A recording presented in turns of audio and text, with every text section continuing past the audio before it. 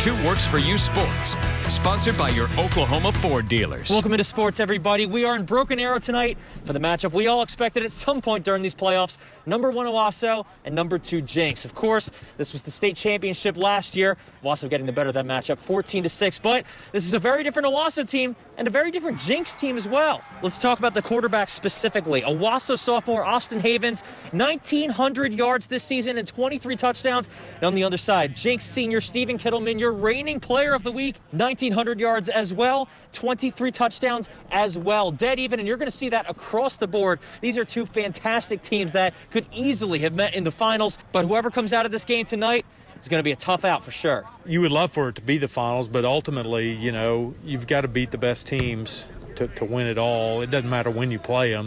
You still have to beat them. So it may be a week earlier than last year, but, you know, it goes through Owasso as it stands right now. And in college football, it'll be senior day in Stillwater tomorrow afternoon. The Cowboys hosting Texas Tech.